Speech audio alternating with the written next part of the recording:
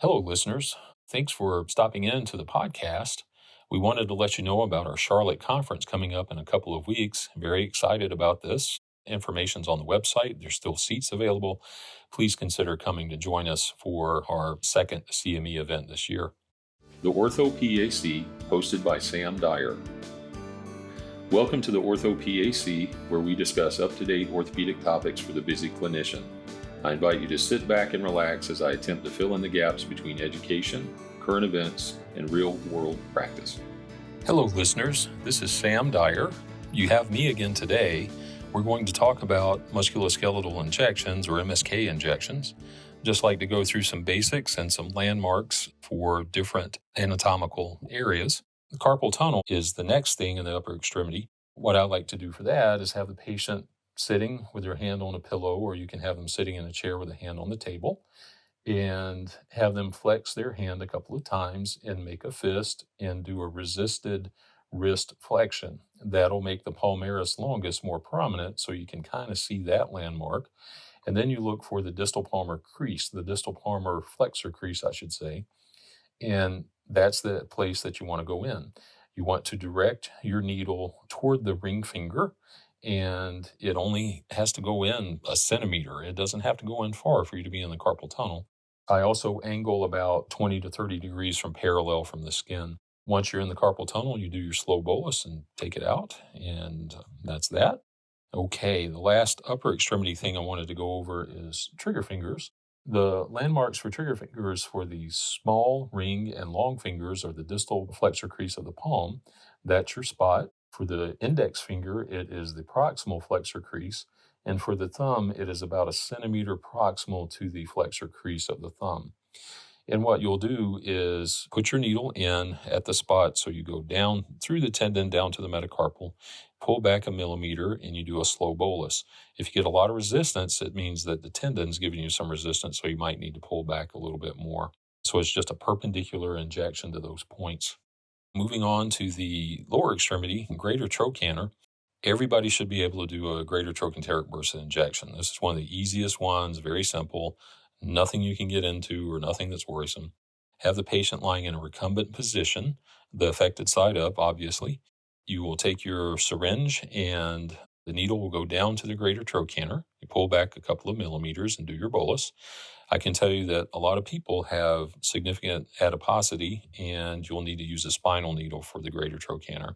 A lot of people you don't. You can get by with 1.5 inches, but a lot of people you do. So if they have wide hips, a lot of fat, just go ahead and put the spinal needle on. It'll save you some trouble, and it'll make the injection more effective.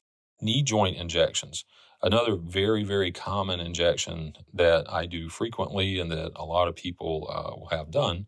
Have the patient sitting on the exam table, and there's a couple of ways to do knee injections. I like to do it with the patient sitting. It's just easier for them and me. But you can also do patellofemoral. I do patellofemoral injections typically associated with an aspiration of the joint.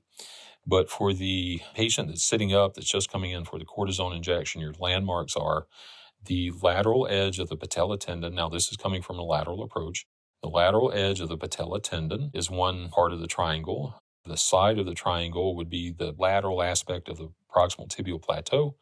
And then the other side of the triangle would be the lateral femoral condyle. So if you can visualize that patella tendon, lateral femoral condyle, lateral tibial plateau, you want to go right in the middle of that triangle, directing it parallel to the floor and directing the needle toward the posterior medial femoral condyle. Depending on the size of the patient's knee, you might have to hub the needle. You might only have to go in a centimeter or two. It just depends. Now, for the patellofemoral approach, I'll have the patient lying supine. I'll have their heels off the exam table, which helps to rest their knee joint. Makes it easier to palpate and find your anatomy.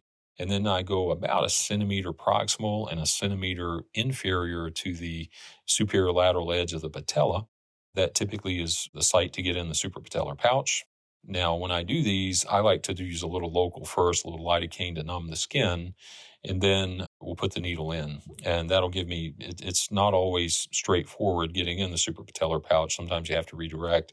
And if you don't have the local on board, the patient will get kind of uncomfortable. So always a good idea to do that. And then when you're in the suprapatellar pouch, you can aspirate that way, and you can also inject that way.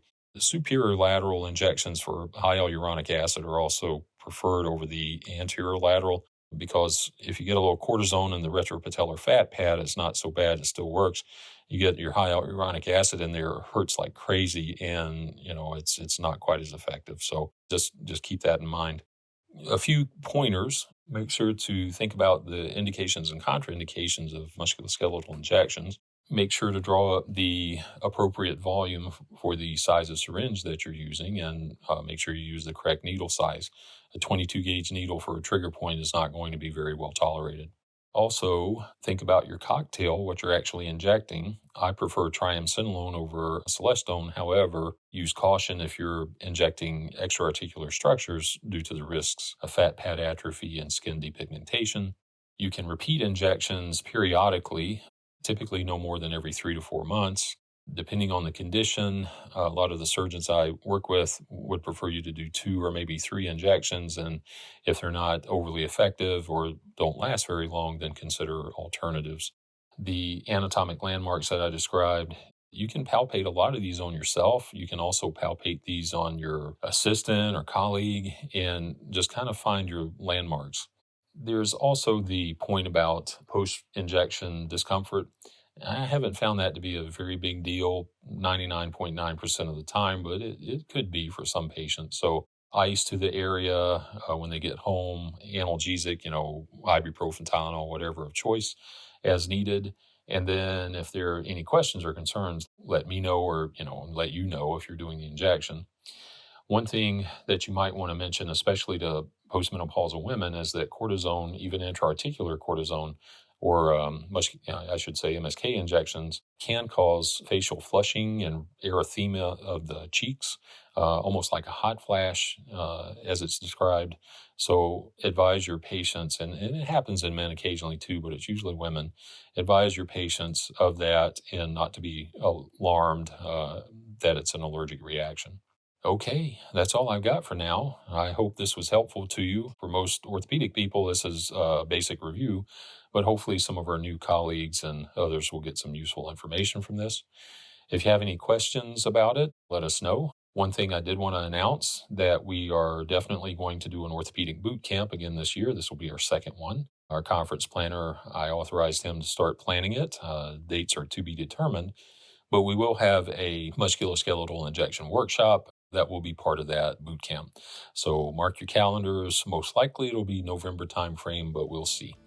Details will be on the PAOS.org website. And thanks a lot. Thank you for joining the orthoPAC podcast. Hello, listeners. I hope you enjoyed the last 2 podcasts on esports.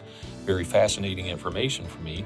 Coming up soon, I'm going to have a discussion with a physician on virtual reality and orthopedics, which is just a fascinating topic for me. I can't wait to go over that. So please stay tuned. That'll be coming up soon.